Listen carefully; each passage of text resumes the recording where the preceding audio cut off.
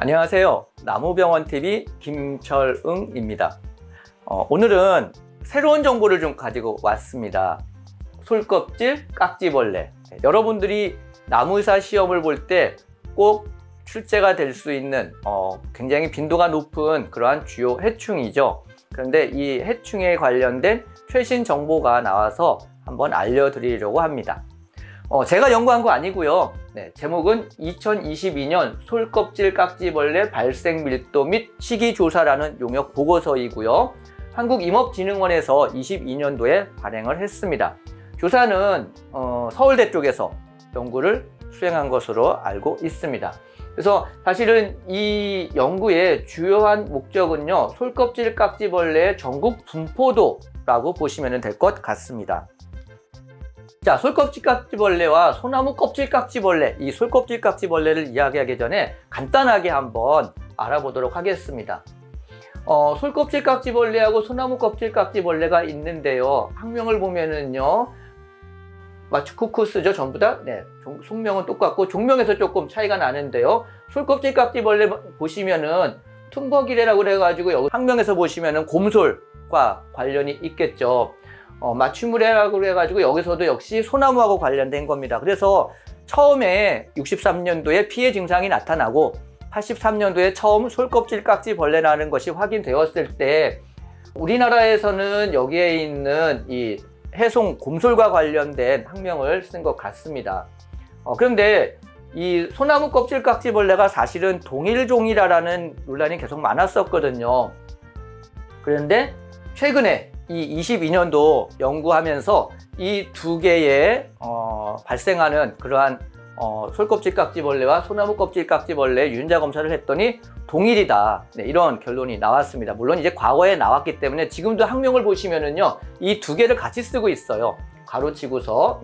그래서 솔껍질 깍지벌레와 소나무 껍질 깍지벌레는 뭐 곰솔에 발생을 하느냐 아니면 소나무에 발생하느냐 이러한 수종의 차이에 의한 것이 아니라 사실은 똑같은 종인데 분류체계상 그렇게 이루어졌던 것으로 보시면 될 것 같습니다. 그래서 지금은 솔껍질 깍지벌레는 여기 있는 마추코쿠스 퉁버기레라는 그러한 학명으로 나오고요. 여기에 나오는 뒤에 것들은요, 가로치고서 이렇게 두 개가 같이 쓰이고 있다는 사실. 그래서 수종과 상관없다는 것 말씀을 드리겠습니다. 먼저 두 번째는 이 남부산림환경연구소에서 2010년도에 솔껍질 깍지벌레 전국조사를 했다고 합니다. 근데 실제로는 전국조사는 아니고 해안가를 비롯해서 일부 내륙에 대한 조사인데요. 여기 경북, 경남, 충북, 충남 이렇게 굉장히 많은 지역에서 했습니다. 그래서 여기서 보시면은 2010년도에서 조사했을 때는 경기나 서울이나 이러한 중부권은 조금 빠져 있죠. 그리고 이러한 지역에서 조사를 했을 때 굉장히 많은 지역에서 이러한 솔껍질 깍지벌레가 확인되었다라고 보고되고 있습니다. 그래서 그림으로 이제 간단하게 보여드리면은요, 여기 보면은 미 조사 지역이 좀 많죠. 2010년도에는 이제 한 개가 좀 있었습니다. 하지만은 이 해안가를 중심으로 해서 0이라고 되어 있는 발생이 전혀 없는 이 색깔이 나오는 지역도 굉장히 많이 나오고 있습니다. 그러니까 2010년도만 하더라도 여기 포항, 경주, 울산, 부산 이런 식으로 거의 해안가만 따라서 이 솔껍질 깍지벌레가 발생을 했고, 일부 서해안 쪽에서는 태안이라든지 이런 쪽에도 일부 발생되어 것으로 확인이 되고 있습니다. 근데 이 소나무가 그동안에 사실은 이동이 좀 많이 되었잖아요. 그래서 최근에 22년도에 조사를 했습니다. 22년도에 1월 달부터 해서 조사를 했는데 어떻게 조사했냐면은요, 이렇게 놀트랩으로 조사를 했고 여기에 붙는 솔껍질 깍지벌레를 조사했습니다.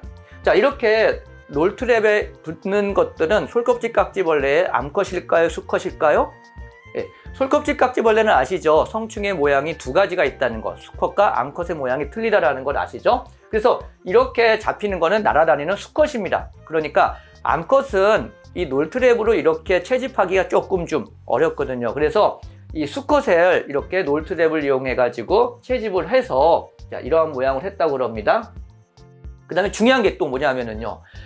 여기 보면은 뭐 딥러닝 서버 사양 그랬습니다. 그러니까 예전에는 여기 하나하나 다 뽑아가지고 이게 솔껍질 깍지벌레 성충인지 수컷인지 일일이 확인을 했는데, 그러다 보니까는 사실은 조금씩의 오차가 생기거나 조금 불안전한 부분들이 있었겠죠. 그런데 이러한 것들을 전부 다 이제 AI를 이용하는 겁니다. 네, 계속 교육을 시켜가지고 여기 서울대에 있는 뭐 이러한 사양, CPU, RAM, SSD 이러한 여러 가지 OS까지 해가지고 이러한 것들을 써가지고 이러한 식으로 전부 다 이제 조사를 하는 거죠. 이건 이제 사람이 하는 것이 아니라 컴퓨터상에서 전부 다 이루어지는 것으로 파악이 되고 있습니다. 그래서 하나하나 전부 다 파악을 해가지고 솔껍질 깍지벌레의 수컷 모양이 나오는 것들을 전부 다 조사를 한 거죠. 그러니까 이게 앞으로 이 미래의 임업도 이런 식으로 방향이 바뀔 것 같은데요. 여러분들이 병이나 해충에 대해서 지금 많이 공부를 하시잖아요. 근데 이제 조금만 지나면은 이런 연구들이 지금 계속 이루어지고 있기 때문에 그냥 사진 보여주면은 이제 컴퓨터가 AI가 그냥 뭡니다 라고서 알려줄 수 있는 시대가 얼마 안 남았어요. 그래서 이러한 것들에 너무 치중하시는 것들은 앞으로 장기적인 차원에서는 뭐 그렇게 바람직하지는 않은 그러한 것 같습니다. 물론 지금은 많이 하셔야 되긴 하겠지만 조만간 이러한 식으로 사람이 아니라 컴퓨터가 하는 시대가 이러한 부분에서는요 도래할 것으로 보여집니다. 얼마 안 남은 것 같아요. 그래서 이러한 것들을 가지고서 전국을 전부 다 조사를 했습니다. 그랬더니 자, 미조사 지역은 없죠. 네. 그리고 여기에 나와 있는 0, 이 색깔 여기서 보시면은요 없습니다. 그리고 최소한 한 마리 이상 나온 것들이 일부 있고요. 해안가 쪽에는 당연히 진한 색깔로 되어서 밀도가 굉장히 높게 나오는 거죠. 그러니까 여기에서는요 이렇게 트랩을 써가지고 거기에 몇 마리가 잡혔는가 수컷이 이걸 전부 다 조사한 겁니다. 그러면 진짜 이렇게 다 조사했어? 라고서 말씀을 하시는데요. 여기에서 예를 들어 가지고 서울 같은 경우입니다. 서울 같은 경우에는 여기 날짜가 다 나와 있죠. 날짜별로 조사를 해가지고 이게 다 되어 있다고 그럽니다. 용산 지역의 서울은요. 그랬을 때 4월 19일 되니까는 약 700마리의 솔껍질 깍지벌레 수컷이 채집되더라 이겁니다. 포획이 되더라 이거죠. 그리고 5월 3일 날은 585마리, 5월 17일 날은 190마리. 그러다가 6월 28일 넘어가면은요 안 잡혀요. 그러니까 이게 사실은 이제 수컷의 생태하고도 관련이 있는 거거든요. 어찌됐든 간에 이 용산에서 서울 같은 경우에서 보면은요 4월 19일 날 또는 5월 3일 날 이 사이에 가장 빈도가 높은 이러한 솔껍질 깍지벌레가 확인이 되고 있다라는 겁니다. 자, 이러한 식으로 용산구 솔껍질 깍지벌레가 분포하고 있는 것으로 최초 확인되었고요. 그 다음에 4월 18일 날 처음 등장했고, 그 다음에 6월 16일에는 18마리가 유인되고 그 이후에는 발견되지 않았다. 그러니까 이러한 것들을 조사하면은 사실 생활사를 전부 다 밝혀낼 수가 있는데, 이게 중요한 게 뭐냐면은요 서울하고 저쪽에 부산하고 틀려질 수밖에 없겠죠. 그래서 이러한 조사들이 굉장히 중요하기 때문에 이러한 것들을 한번 좀 찾아보셨으면 좋을 것 같습니다. 그래서 솔껍질 깍지벌레 수컷 성충의 포획 개체수는 시군별로 차이는 분명히 보입니다. 성충 최대 발생 시기를 기준으로 6개의 권역으로 나눴고요. 최대 발생 시기가 가장 빠른 1권역은 경남, 울산, 부산. 네, 여기서는요 3월 하순부터 얘네들이 나오기 시작했고 가장 많이 발생을 했고요. 2권역은 4월 상순에 경북, 3권역은 4월 하순에 인천, 서울, 충남, 대전, 전북, 광주, 전남, 4권역은 5월 상순에 대구, 5권역은 5월 하순에 경기와 충북, 마지막으로 6권역은 6월 상순에 강원과 세종. 그러니까 실제로 보면요 우리나라 기후 같은 것들을 다 알 수 있는 게 지금 제일 먼저 발생하고 있는 곳은 여기 3월 하순부터 나옵니다. 근데 저쪽 강원도 같은 경우에 보면은요 6월 상순이 최대 잡히는 그러한 시기예요. 포획 개체수가. 그러니까 우리나라에서도 이 솔껍질 깍지벌레 같은 경우에는 약 3개월 차이가 날 수가 있다는 거죠. 자, 여기에서 한 가지 여러분들이 좀 알아두셨으면 하는 게 뭐냐면은요 지금까지는 서울에서 솔껍질 깍지벌레가 없을 거라는 전제를 가졌습니다. 그러다 보니까 어떠한 소나무의 피해 증상에 대해서 솔껍질 깍지벌레에 대한 조사는 안 했던 거죠. 그런데 실제로 나무병원 쪽에서는요 한 20년 전서부터 솔껍질 깍지벌레가 아니라 소나무 껍질 깍지벌레가 발견되었다라고 계속 확인을 하고는 있었습니다. 근데 이게 같은 종이라는 것은 최근에 이제 밝혀진 부분이고요. 그래서 이 서울 쪽에서도 굉장히 오래전서부터 이 솔껍질 깍지벌레가 발생을 했었지만 정식 보고된 것은 이번이 처음이고요. 그 다음에 이러한 것들이 서울이나 전국에 다 있다라는 거는 이제 소나무를 진단할 때 솔껍질 깍지벌레의 진단 양식도 전부 다 포함을 시켜야 된다는 겁니다. 자, 솔껍질 깍지벌레의 피해 증상, 대표적인 증상들 여러분들 기억하셔야 되고요. 근데 문제는 그거죠. 이 솔껍질 깍지벌레를 확인하는 게 굉장히 어렵습니다.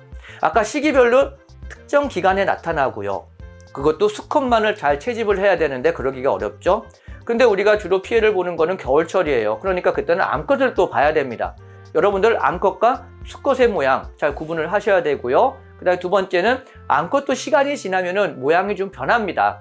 처음 모습하고는요. 그래서 시기별로 어떻게 변하고 있는지, 또 얘네들이 과연 어디에 있을까?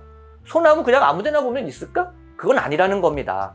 솔껍질 깍지벌레는 일부 가지라든지 안쪽에 붙어 있기 때문에 여러분들이 그냥 지나치면은 찾을 수가 없는 그러한 해충이 될 수밖에 없습니다. 그래서 피해 증상을 보고 그 다음에 그러한 것들도 의심을 해보고 솔껍질 깍지벌레라는 것을 의심을 해보고 그러한 것들을 통해서 앞으로 좀 더 정확한 진단이 이루어지는 계기가 되었으면 좋겠습니다. 오늘은 다시 한번 제가 제목을 보여드리겠습니다. 네, 제목은 2022년 솔껍질 깍지벌레 발생 밀도 및 시기조사라는 그러한 용역 보고서이고요. 한국임업진흥원에 아마 자료가 있을 것 같습니다. 그래서 자세한 내용들은 한번 직접 찾아서 보시면은 굉장히 많은 도움이 되지 않을까 싶습니다. 자, 오늘은 솔껍질 깍지벌레가 전국에 퍼져 있다라는 공식적인 용역 보고서에 대한 소개를 해드리는 것으로 이만 마치도록 하겠습니다. 감사합니다.